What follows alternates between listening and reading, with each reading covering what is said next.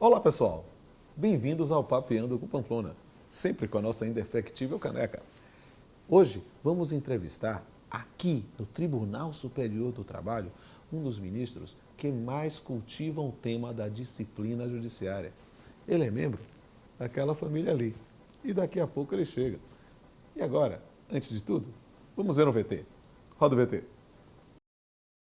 Olha só, nós temos um posicionamento, e eu falo nós porque eu acabei de sair da presidência da Associação de Classe, da AMATRA, então nós defendemos um posicionamento contrário à disciplina judiciária. E por que isso, né? É um tema muito sensível à magistratura, porque há uma dissensão interna no próprio corpo da magistratura.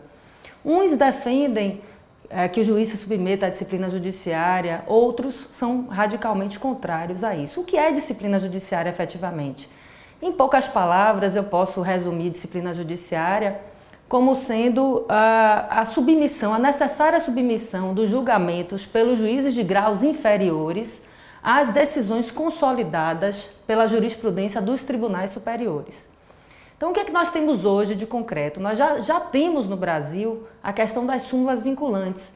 Então, o magistrado, de qualquer grau que seja, ele já tem de se submeter ao comando da súmula vinculante. Ou seja, o que o Supremo Tribunal Federal decidiu naquele particular e editou a súmula vinculante, nós somos já obrigados a decidir de acordo com aquela súmula.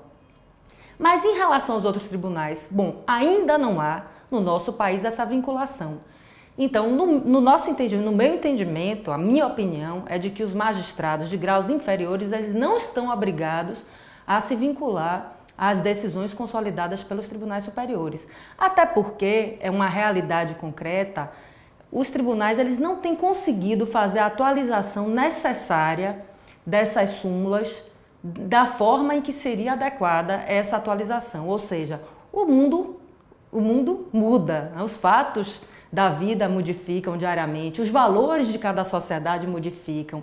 Então é muito importante a gente sempre contextualizar a adequação do direito posto àqueles fatos daquele determinado momento histórico e aos valores daquela sociedade. É o que a gente chama de adequação ontológica e axiológica. Nem sempre os tribunais superiores conseguem fazer essa adequação na mesma velocidade em que os fatos e os valores se modificam. Então, é o juiz de primeiro grau que é a porta de entrada, através das suas decisões decorrentes de postulações dos advogados, é que vão dando essa adequação, essa necessária adequação. Então, se a gente pensa num momento em que há uma súmula de um tribunal superior e que o magistrado de primeiro grau ele fica completamente vinculado ao seu julgamento, o que é que nós teremos aí? Nós teremos uma falta de mobilidade nesse entendimento, haverá um engessamento dessa jurisprudência. Então é necessário que o magistrado de primeiro grau, o magistrado de segundo grau, no caso os desembargadores dos tribunais regionais, eles permaneçam autônomos e independentes nos seus julgamentos, de modo a permitir, inclusive, a provocar a necessária modificação do entendimento consolidado pelos tribunais superiores nas suas súmulas.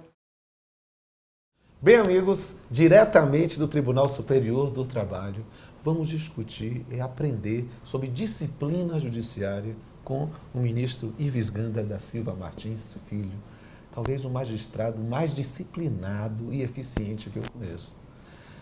Ministro Ives, é um prazer enorme ser recebido em seu gabinete para o Papeando com Pamplona. É um prazer nosso recebê-lo aqui no tribunal e também no gabinete aqui da vice-presidência. A honra é toda nossa. E vamos lá começar a falar sobre esse tema que é a disciplina judiciária. O que é que se entende por disciplina judiciária? Na verdade, a disciplina judiciária é facilitar o acesso, democratizar o acesso às decisões dos tribunais superiores às partes que já entram com um processo e não ter que esperar até que seu recurso eventual para um TRT, para o TST ou até para o Supremo decidam aquela matéria que, já pacificada a jurisprudência, poderia chegar e se espraiar imediatamente à primeira instância. Portanto, disciplina judiciária é aquela em que o juiz, respeitando as decisões dos tribunais superiores já pacificadas, já simuladas, ele faz com que não se gaste dinheiro e tempo com recursos que seriam para decidir aquilo que já está decidido desde há muito pela jurisprudência dos tribunais superiores. É a ideia, talvez, de dizer, olha, mesmo não convencido, vencido pela disciplina, eu adoto um determinado posicionamento. Mas quais são as origens, ou, digamos assim, o fundamento dessa ideia para o direito brasileiro? É interessante que recentemente, quando eu digo recentemente, 2006, o Brasil subscreveu o Código Ibero-Americano de Ética Judicial. E ele tem um dos dispositivos que fala da responsabilidade institucional. O que significa? Sim. Que cada um de nós, magistrados, não somos franco-atiradores, não somos peças soltas, fazemos parte de um sistema. Claro. E esse sistema tem que funcionar bem. O que significa isso? Que o magistrado, quando decide, ele tem que conhecer a jurisprudência, ele tem que saber o que já ficou pacificado, já ficou simulado e aplicar. Certo.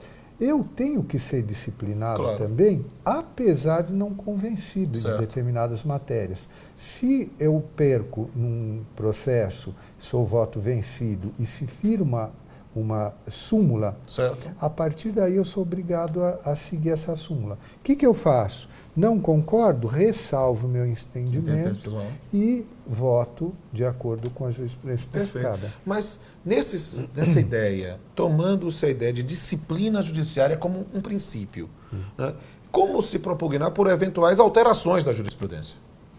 Eu já fui presidente da Comissão de Jurisprudência aqui do TST durante muitos anos.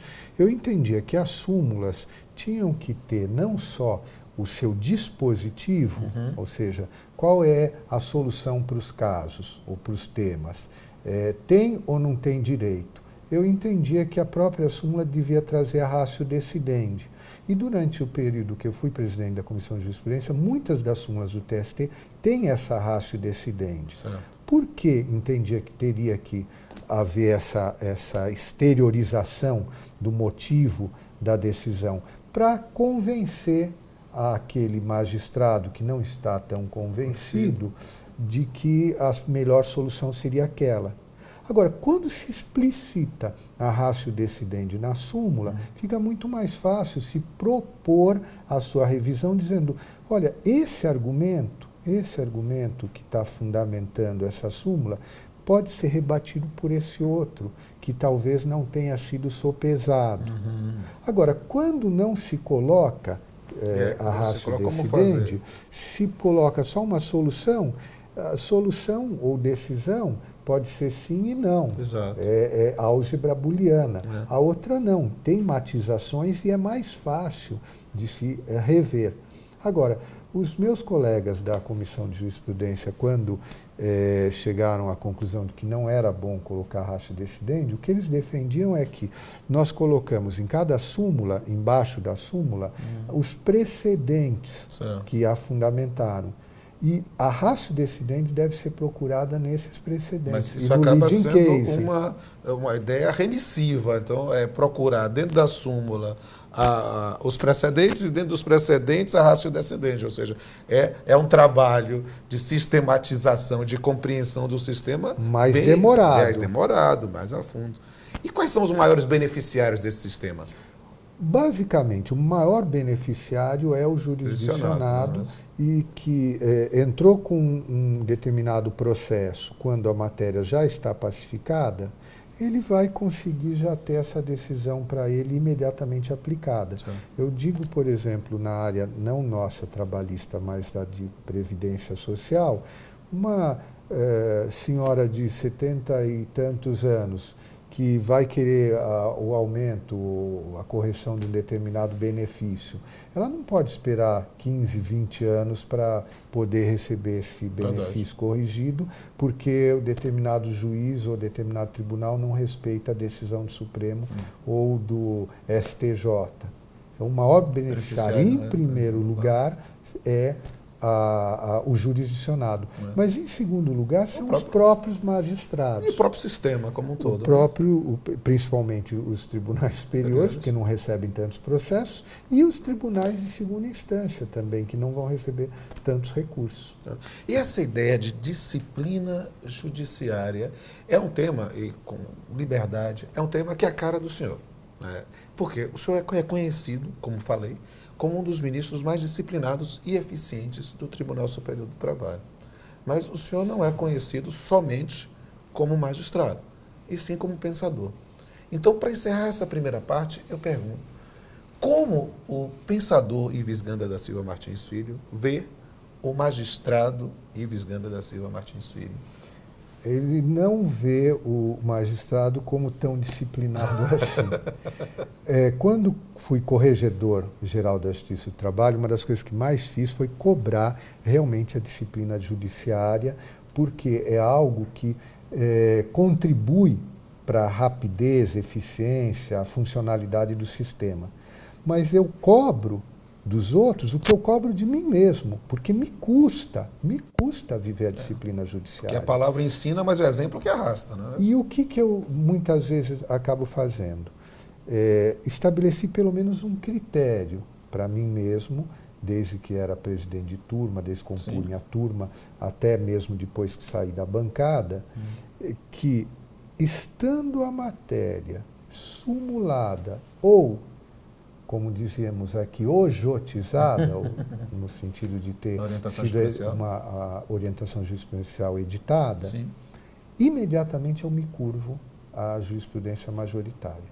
Agora, ainda não havendo pacificação da matéria, eu me reservo o direito de ficar vencido, desde que eu não cause, vamos dizer assim, desconforto para os colegas, no sentido de ter que obrigar que outro seja redator designado dos meus processos. Ressalva seu posicionamento pessoal. Agora, nesses outros eu só ressalvo meu pensamento e voto com a maioria. Agora, algumas das matérias que eu tenho realmente ficado vencido, apesar do tribunal ter pacificado a matéria sem ter sumulado, são aquelas que eu, como vice-presidente, tenho sobrestado, porque o Supremo ainda está para decidir a matéria, e não sei em que sentido o Supremo vai decidir. E pode ser que decida no sentido do meu voto vencido. Exato. Portanto, para não ter que uma hora votar num sentido e depois ter que mudar quando eu já pensava da forma como eventualmente o Supremo julgue. Então, nesses casos, eu acabo ficando vencido. E, muitas vezes, como estou presidindo a sessão do tribunal, eu simplesmente pergunto, há divergência? Não havendo, registro unicamente meu voto vencido, como já sabem que é a minha linha naquele ou naquele. Mas nunca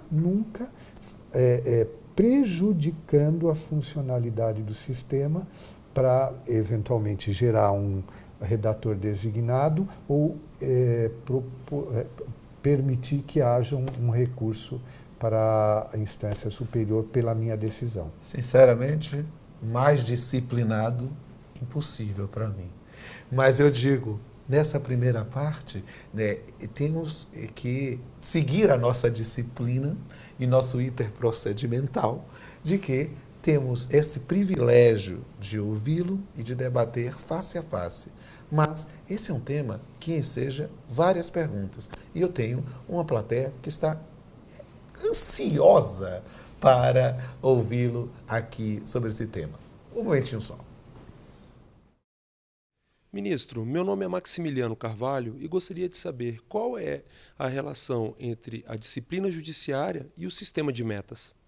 Max, a questão das metas que o CNJ tem colocado para todo o Poder Judiciário, você só vai conseguir cumprir efetivamente se nós simplificarmos o sistema recursal, se conseguirmos fazer com que consigamos julgar muitos mais recursos e muitos mais processos do que julgamos atualmente.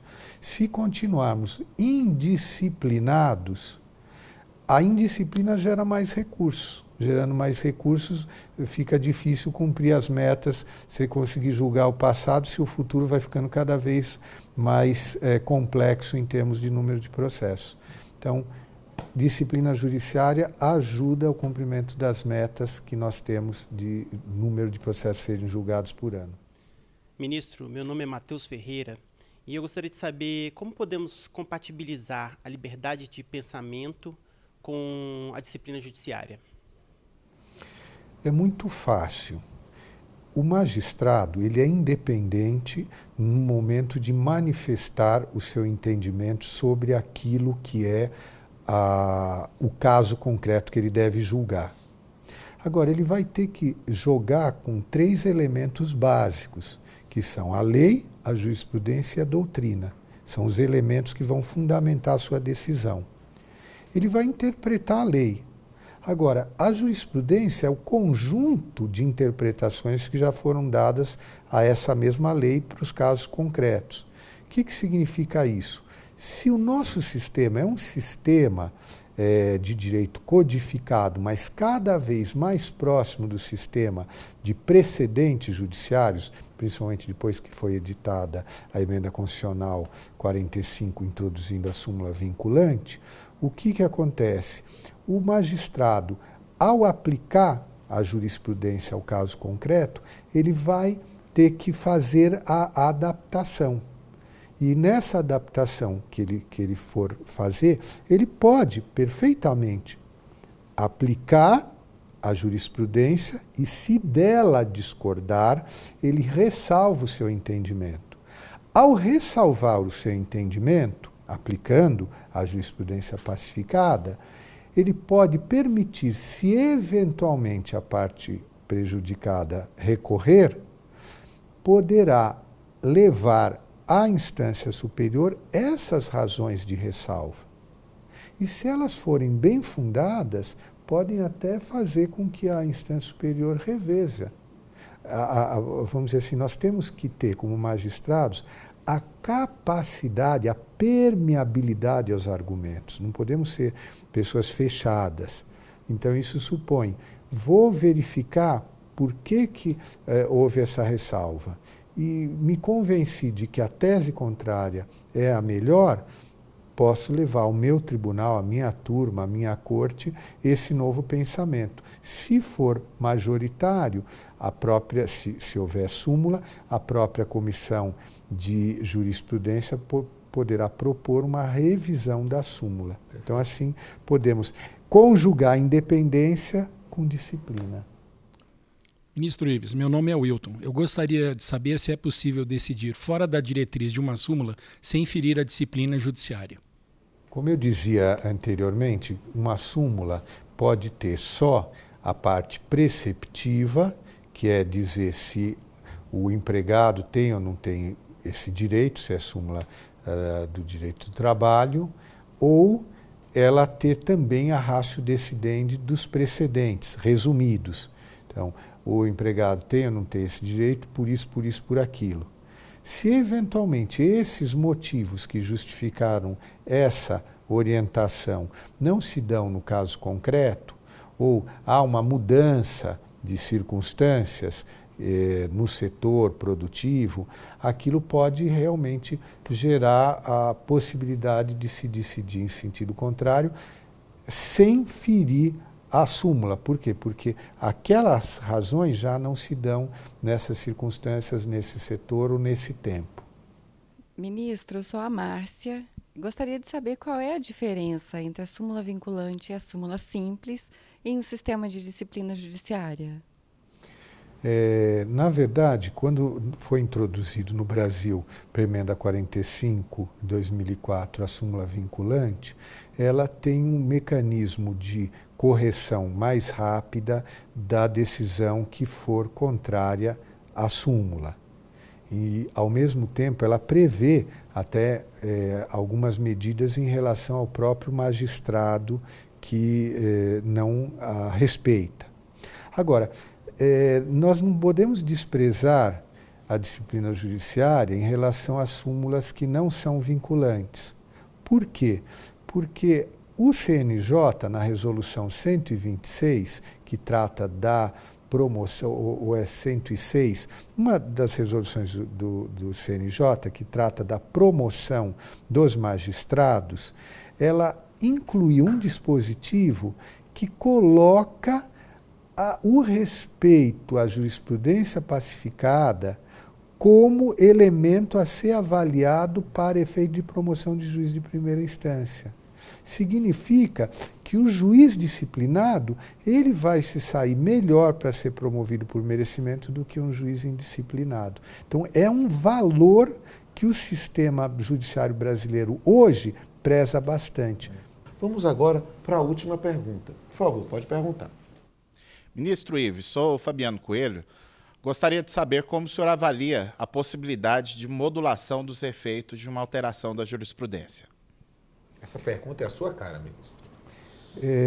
Eu tenho sido bastante favorável a que nós introduzamos também na área trabalhista, na Justiça do Trabalho e no Tribunal Superior do Trabalho, a ideia da modulação das decisões, principalmente agora que nós julgamos temas e não casos no regime da Lei 13.015. Por quê?